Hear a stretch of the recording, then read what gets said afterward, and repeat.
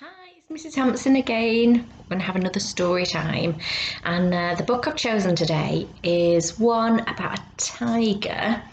And I have read this story a lot of times, especially to my children. And if I show you the front cover, The Tiger Who Came to Tea, you'll see it's a little bit dog-eared, which means that the pages have been turned over so many times they've ended up getting quite crinkled because it was my children's favourite story. So anyway, this story is called The Tiger Who Came to Tea. And our blurb on the back, I'll just show you on the back there. It says the doorbell rings just as Sophie and her mummy are sitting down to tea. Who could it possibly be?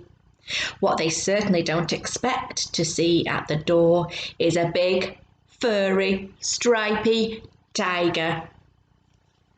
So it's going to be an exciting story. Imagine a tiger turning up at your front door. And if we have a look at the author here, it says Judith Kerr. So she's the one who wrote the book. So let's have a look. The Tiger Who Came to Tea. I bet you've had a few tea parties with your teddies, and lots of people used to be able to come to tea, but not now while we're in lockdown, but maybe soon. So The Tiger Who Came to Tea by Judith Kerr.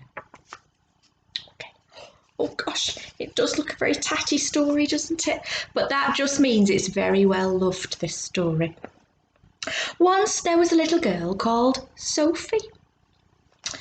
And she was having tea with her mummy in the kitchen, and suddenly there was a ring at the door.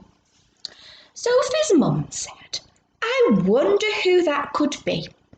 It can't be the milkman because he came this morning. And it can't be the boy from the grocer's because this isn't the day that he comes. And it can't be Daddy because he's definitely got keys for our front door.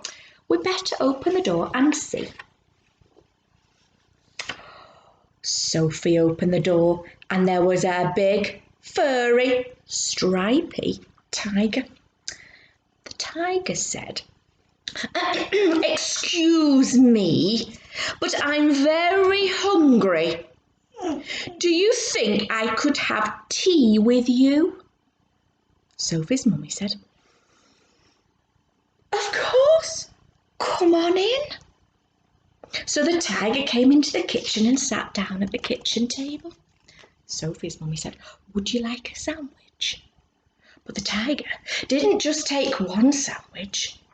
He took all the sandwiches on the plate and he swallowed them in one big mouthful. And still he looked very hungry. So Sophie passed him the buns.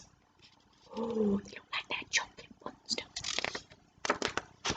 But again, the tiger didn't just eat one.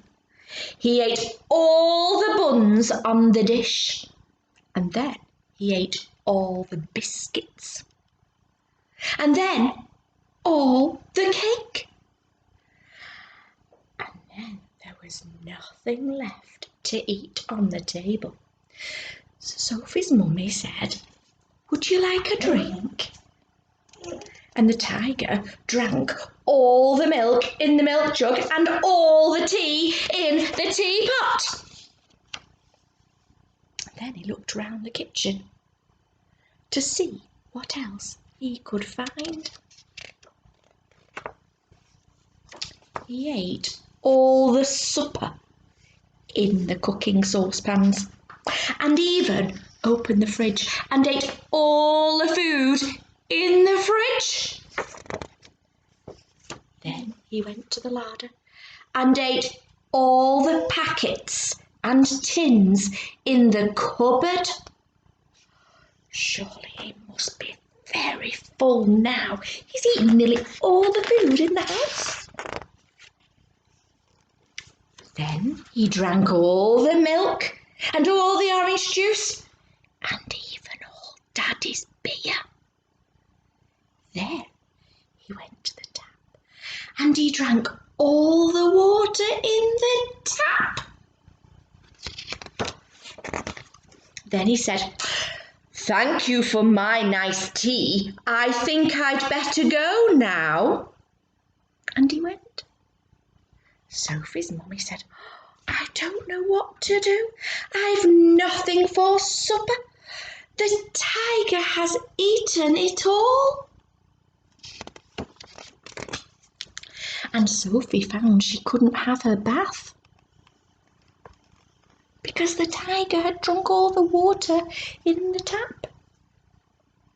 Just then, who came home? Sophie's daddy. So Sophie and her mummy told him what had happened and how the tiger had eaten all the food and drunk all the drink. And Sophie's daddy said, I know what we'll do. I've got a very good idea. We'll put on our coats and we'll go to a cafe. So they went out in the dark and all the street lamps were lit and the cars had their lights on and they walked out down the road to the cafe. And they had a lovely supper with sausages and chips and even ice cream for dessert. In the morning, Sophie and her mummy went shopping and they bought lots more things to eat. And they also bought, I don't know whether you can guess, a very big tin of tiger food, just in case the tiger should ever call again. But, do you know, he never did. And if you can see coming out of his trumpet, it says, goodbye, goodbye, goodbye. You like that story? It's a very good story. Like I said, it's one of my favourites. I hope you enjoyed it and I hope you're all staying at home safe and well. We won't be going to a cafe just yet, but enjoy your time at home and keep working hard, everybody. Okay, bye.